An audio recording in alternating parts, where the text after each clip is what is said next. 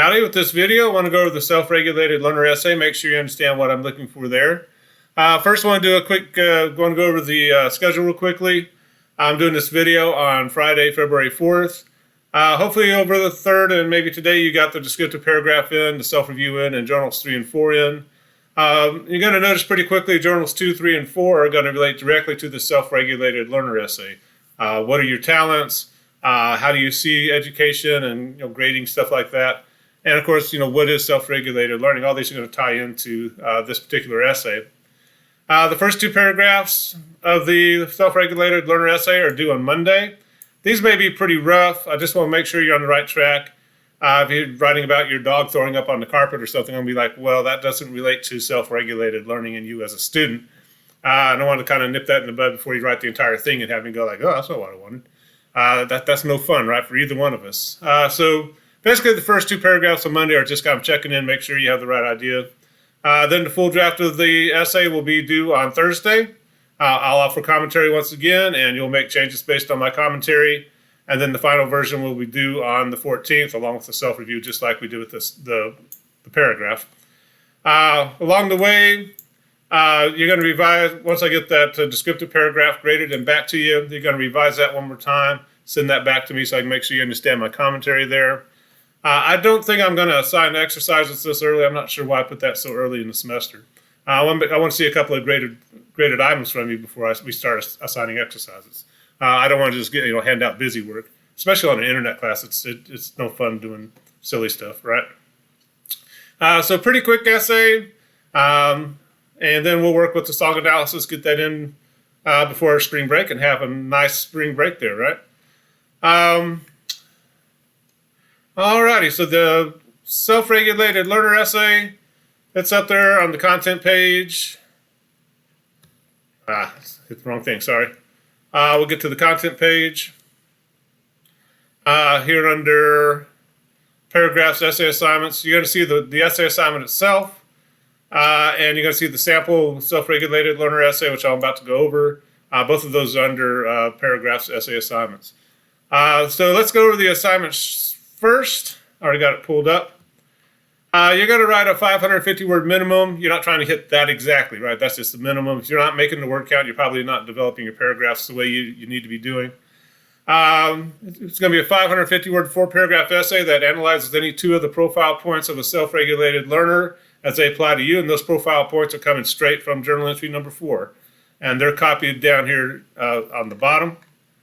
So just for quick reference. You can pick, for this essay, you can pick like 2 points you're good at. You can pick 1 point you're good at, 1 point you need to work on, or 2 points you're not so good at and need to work on. It's kind of up to you. Sometimes if you just do negative, you don't want to be too negative on yourself, right? There's got to be something, 1 or 2 things you're good at because you're here at college, right? But make sure you're focused on your experience. You should not use the word you. You're not telling the reader how to be a better self-regulated learner or why they could be a good self-regulated learner. You're telling us about yourself. So you should be using I throughout the essay. And again, if you're pretty good at something, you want to talk about the efforts you've made, why you're a good self-regulated learner, and how you're going to keep doing that in the future. If you're going to talk about one of the points that you're not so good at, you might want to talk about where you're at now and how you might be, what's your improvement plan for getting better at that particular point. You read the self-regulated learning. I'm not going to read all that to you again. But you read about that for journal number 4. It's there if you want to go back over it again. Now, just as a side note, the citations are in APA format. We're not going to do that in this class. Later on, we're going to get into MLA formatting. But that's what those citations are doing, just giving credit to the sources. Alrighty. So you're going to pick any 2 of these points. Again, it could be one you're good at, one you're not so good at, too good, too bad, however you want to do it. And you're going to pick like 2 that suits whatever situation you're in right now. Planning and organizing your work may be pretty important, and it'll definitely be important when you go into your career, right? If you're a welder and you got to go weld something on the top of the tower and you leave half your tools behind because you didn't plan and organize, you got a problem, right? Are you intrinsically motivated to learn? Probably a lot of you weren't like excited to take a writing class for your certificate. How do you get yourself motivated to say, okay, I gotta do this, right? Gotta get this thing done so I can get my certificate and go on and have a great life. And hopefully you learn things along the way, right? But pick any two you want to work with. The first 3 paragraphs in your essay, the first paragraph should be your introduction paragraph. You're going to introduce yourself in terms of your education. What kind of student are you? Has it been a while since you've been in school? Right, if high school was last year, you're still probably kind of in that learning mindset, or you're in whatever mindset you were in high school, right? I was a horrible high school student. I just did enough work to keep my mother off my back and keep my driver's license. It didn't serve me well the first time I went to college. I had to run into some problems there because I wasn't a self-regulated learner. You may be a good student. That's good, but you're going to I can't talk today. I'm sorry. You're going to introduce yourself as a student in the first paragraph and your experiences with education. So, like if you weren't a particularly great student in high school, you might turn around and say, "Hey, I need to turn this around so I can be successful in college and move on with my life." Right? How do you break that pattern? It's an interesting question. Now, if you're a good student, how do you maintain those qualities that keep you successful in your education? So it kind of depends on who you are and your experiences, and if it's been a few years since high school, what have you been doing in between there, right? You've been learning something, because you got to do something at your job, and you got to be trained, and so it's kind of an interesting question. What kind of learner are you? What have you been learning? And how's that going to affect your college career and, of course, your future career? Then you got to spend a paragraph on each point, and then you're going to give us a concluding paragraph. So basically, we're building on that descriptive paragraph, adding one more paragraph, then adding an introduction and conclusion for the 4-paragraph essay. And if you add up those word count requirements, the last paragraph, so I should say the 4th paragraph there. I'll fix that. Should be at least 100 words your conclusion. And if you add up all those words, you should have at least 550 words. I want to keep using that good figurative language. Don't just tell us your desk is messy or your desk is clean. Tell us exactly what it looks like. If it's messy and you still have sandwiches from last semester molding underneath all that work all those assignment sheets you never got to, you want to kind of get into some really good description about what things actually look like. Or if you're a neat person, tell us how you got everything color-coded and everything's in its place, and you got to have everything perfect before you can start working. It kind of depends on you. But don't use you, you're it. Again, you're talking about yourself, so there's no reason to shift to second person, shift to you. No research for this essay. The essay should focus on your experiences. What research we did do was through the journal entries, but we're not going to, cite those in our essay because we're not going to quote directly, probably, because you're talking about yourself. To see all this in action, let's go to that sample self-regulated learner essay. And you're going to see there's commentary on the side there. Sometimes I'm complaining about things a little bit, or not complaining really, but kind of noting that the student could improve certain things.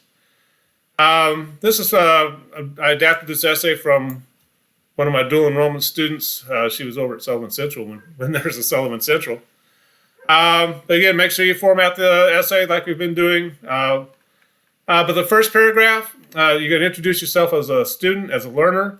If you haven't been a student recently, you've been learning something, right? Just being a parent, I know I've learned an incredible amount of stuff. Not all good. Developed some bad habits as a parent, right? But this student was a dual enrollment student, so she's going to be talking about where she's at in high school at the present time in her life here, at least when she was writing this. So that's why it starts off with, I'm currently a student at Sullivan Central High School. She's a 4.0 student. She's involved in clubs. I'm not going to read this word for word. You can read faster than I can talk. She's a senior who's about to graduate in 5 months, and then she's going to talk about her education plans, right? So she's a good student. She's involved in her education. She's involved in school. And hopefully you kind of saw with some of this that being involved in your school and clubs and stuff like that can help you stay motivated to learn. But then she talks after high school, she's going to go to Northeast State. Then she's going to go on and get her bachelor's degree in elementary education. But kind of tell us what kind of student she is, what kind of goals she has. Why is she here to college? Kind of an interesting question. Why is she in dual enrollment? Kind of talks about self-regulated learning a little bit and how it relates to her. Then we want to get to what's called a thesis statement. This is going to be the one-sentence statement at the end of the first paragraph, at the end of the introduction paragraph, that tells us which 2 profile points you're going to work with. Again, you're going to pick any 2 you want to work with. You don't have to pick the one she did. These just kind of appeal to her, right? So as a self-regulated learner, I've become successful at planning and organizing my work and controlling the learning environment around me to reduce distractions, coming straight from the profile points list, and I know what she's going to be talking about in her essay. So that's what a thesis statement should do. It should do that in one sentence for a shorter essay like this, and just kind of keep the focus for the essay. As a reader, I know I'm going to get a couple of body paragraphs, one on planning and organizing work, and 2, controlling the learning environment, right? So we got the first body paragraph, and again, kind of think back to that descriptive paragraph with the food, where you started with a good topic sentence, then developed good details in a logical order, and then ended the paragraph with a good concluding sentence. Same thing happening here in the body of the essay. You're going to have 2 paragraphs like that this time. And you can kind of see she starts with a good topic sentence about planning and organizing your work, so we know what the paragraph's going to be about. Notice she starts using some of her figurative language. Organizational skills come as easy to me as taking candy from a baby. And you want to start getting that figurative language in there, kind of make the writing come alive, right? Then she supplies the details in a logical order. She's going to start talking about how she organizes, how she keeps a planner, and then give good details, right? Sticky notes, color coding, knowing when everything's coming due, knowing what she has to do. And students like this always impress me because I'm horrible with that kind of using a planner, things like that.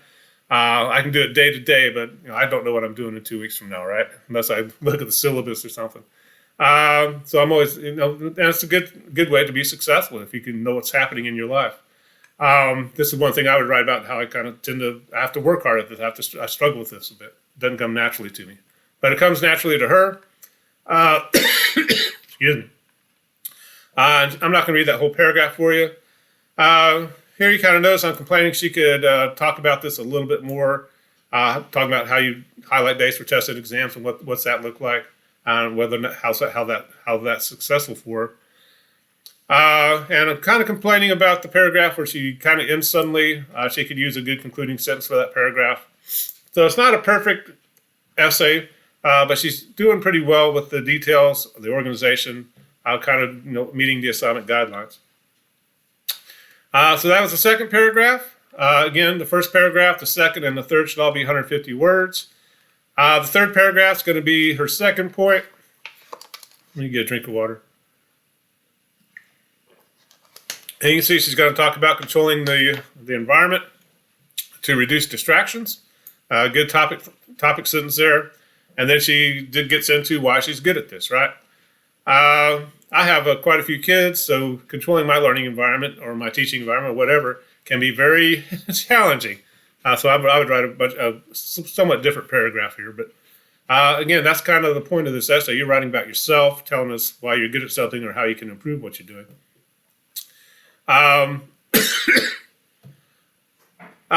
She's talking about how she does her homework, playing to her strengths, kind of minimizing the weaknesses.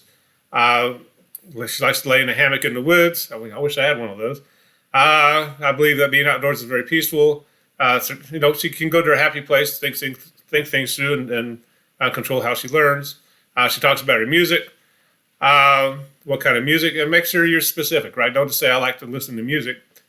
Is it country music? Do you like the kind of music? Some people, you need that to be able to focus, especially if there's a lot of other noise around them. And notice still using the figurative language there. But being as specific as you can, and letting us know how she controls that learning environment, using good details and a logical order. Again, kind of complaining a little bit that she doesn't have a good concluding sentence there. But other than that, pretty decent paragraph. Should give you a good sense of what you should be doing with your essay. Then we get to the conclusion. In the conclusion, you want to kind of take us out to the big picture.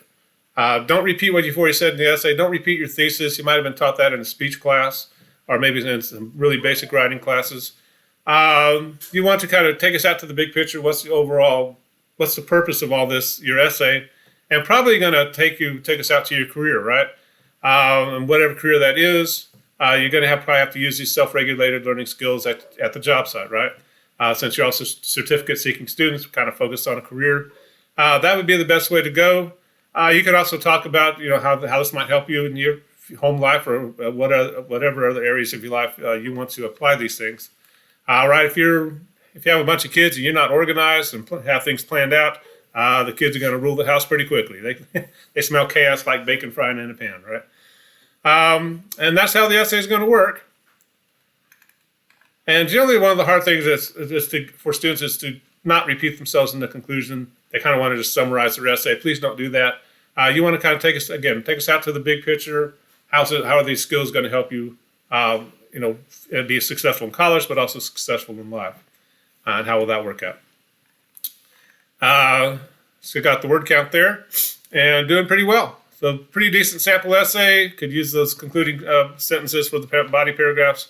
But hopefully it gives you a good sense of what you're going to be doing with your essay. And again, sorry, you can pick any two of those profile points. For me, I'm bad about doing the same thing over and over and expecting different results, especially when I'm working on the house. Generally, somebody has to come and say, why don't you do it this way? And I'm like, Shah! And finally I'm like, all right, I need to change my strategy here. I'm not being successful. But again, you can pick two that you're good at. You can do one good, one bad, or two things that you need to work on, whatever works for you in your writing. But again, the first two paragraphs are due on Monday. Let me know if you have any questions as you work on them. And again, those first two paragraphs could be a little rough, but I just want to make sure you're on the right track before you get too far along. But I'm going to hush up here and let me know if you have any questions. Bye-bye.